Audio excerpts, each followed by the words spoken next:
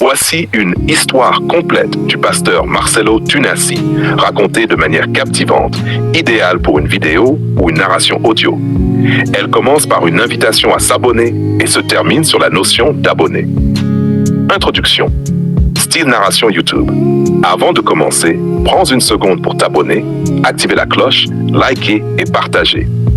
Ce que tu vas entendre, c'est plus qu'une biographie. C'est le parcours d'un homme que Dieu a transformé en flamme vivante. Voici l'histoire du pasteur Marcelo Tunasi. L'histoire du pasteur Marcelo Tunasi, de la Genèse à l'impact mondial.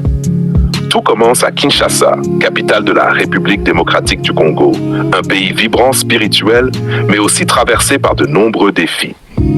C'est là que naît Marcelo Jérémie Tunasi, dans une famille catholique sans lien direct avec le monde évangélique.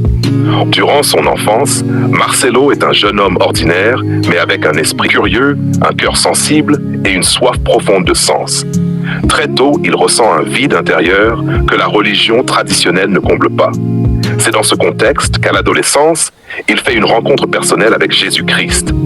Cette rencontre va bouleverser toute sa vie. Marcelo change. Il abandonne certains plaisirs du monde, s'immerge dans la Bible, prie, jeûne, médite. Très vite, il est remarqué pour sa sagesse, sa profondeur et son amour brûlant pour la parole de Dieu. Il reçoit l'appel au ministère et commence par servir humblement dans des petites assemblées. Mais c'est en 2005 que tout bascule.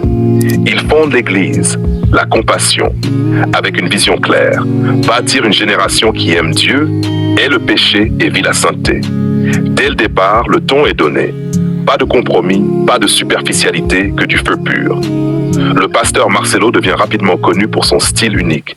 Des prédications percutantes remplies de vérités bibliques. Une voix forte, un langage direct, mais un cœur compatissant. Une obsession pour la sanctification, la prière et la repentance. Des messages comme « Satan, tu ne mourras pas »,« Seigneur, donne-moi un cœur pur » ou encore « Garde ton cœur » deviennent viraux. Avec le temps, sa voix franchit les frontières. YouTube, Facebook, TikTok, ces messages explosent. Des milliers, puis des millions de personnes le suivent, l'écoutent, pleurent, se repentent, se relèvent. Il devient un leader spirituel pour toute une génération francophone. Mais Marcelo n'est pas qu'un prédicateur. C'est aussi un père, un mari, un écrivain, un mentor. Il forme des jeunes, encadre des couples, combat les dérives du ministère moderne et rappelle constamment une chose: tu peux être jeune, saint et rempli du Saint-Esprit. Bien sûr, il fait face aux critiques. On l'accuse parfois d'être trop dur, trop rigide, trop radical. Mais lui répond avec calme: mieux vaut choquer les hommes que d'attrister le Saint-Esprit. Aujourd'hui, pasteur Marcelo Tunasi est l'un des hommes de Dieu les plus influents de l'espace francophone. Son église, la Compassion, s'étend dans plusieurs pays et son impact dépasse le cadre religieux. Il influence des artistes, des leaders, des familles entières. Conclusion, style narrative TikTok.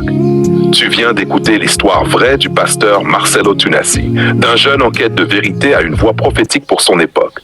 Si cette histoire t'a parlé, abonne-toi. Rejoins les milliers d'abonnés qui chaque jour sont bénis par des vies transformées. Et souviens-toi, Dieu peut aussi écrire ton histoire.